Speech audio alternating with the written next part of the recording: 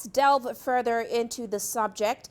We're joined now by Dr. Elif Selin Calik. She is an energy consultant based in London and also author of the book, The Renaissance of Smart Energy. Great to have you with us, Doctor.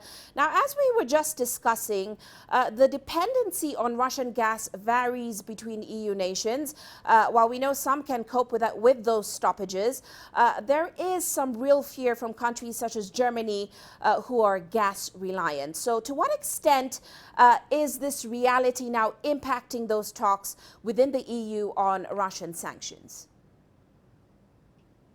Well, Uche, European Union ministers have been discussing this issue about whether and how to have an embargo on Russian oil for weeks, as you can remember. So it looks like European Union ministers are going to give final decision on these sanctions this week, because Germany is the key country here. Germany is now okay with a phase in a ban on Russian oil. So it means that will start effectively at the end of this year.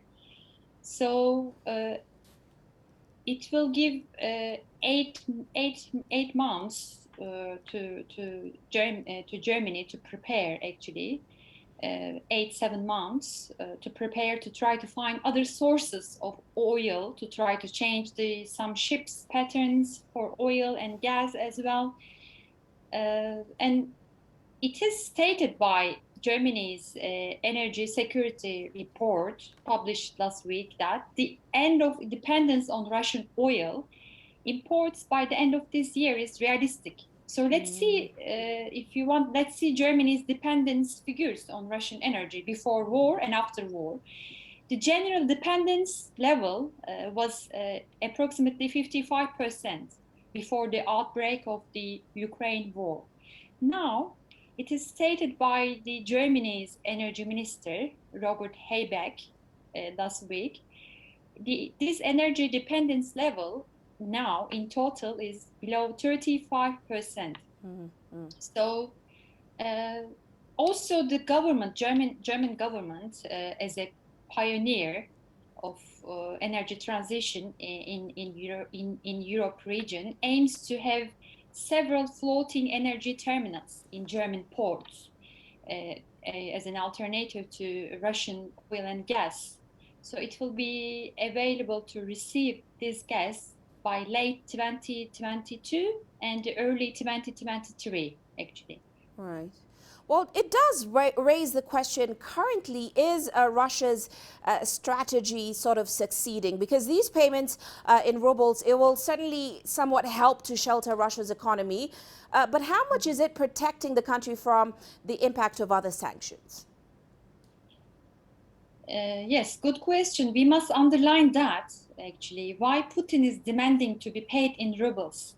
So what is the reason? The first and main reason is to protect Russia's vital gas revenues from possible European Union sanctions, as some member states had been proposing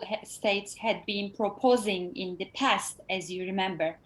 But even these sanctions will not harm Russian oil and gas market. Because why? Because they could end up being permanently shifted to China, India, and other countries in Asia. Therefore, in this case, the most important thing that we must watch is Europe should see this crisis as an opportunity to shift from emission-based economies to green and sustainable economies, actually. So in that case, Putin will not be harmed if European countries will not find very quick solution for this energy dependence. They will be harmed. Well, on that note, let's look at the oil sector specifically. Do you think all EU nations are on board with that agreement to ban Russian oil by the end of the year? Still, even today, there is still a lot of negotiating work left to do, and also convincing work left to do, because there are still countries that's very, very against these sanctions, notably Austria, Italy, Hungary, just to name a few. The key one in that case to watch here will be the Hungary, of course, because Hungary's Prime Minister Viktor Orban has threatened to veto in the past any attempt by European Union to have an embargo on Russian energy. He, of course, has been an ally of Vladimir Putin in the past. However, if he does so this week with this energy ministry meetings, if he does so this week, he threatens to blow up his Visegrad 4 alliances with Poland, Czechia, and Slovakia, and that alliance with Poland in particular. So it is considered to be much more important to him than any kind of alliance with Vladimir Putin. Well, as you mentioned, there are still some disagreements within the European Union. Now, of course, we know ambassadors, they'll be discussing a sixth package of EU sanctions against Russia this week. What are your expectations? Yeah, briefly, dependence on Russian gas varies between countries. An immediate total cut of Russian gas would plunge countries, including Germany, of course, as a locomotive, big country, of course, into the recession and require emergency measures such as factory closures, maybe, and so on and so forth.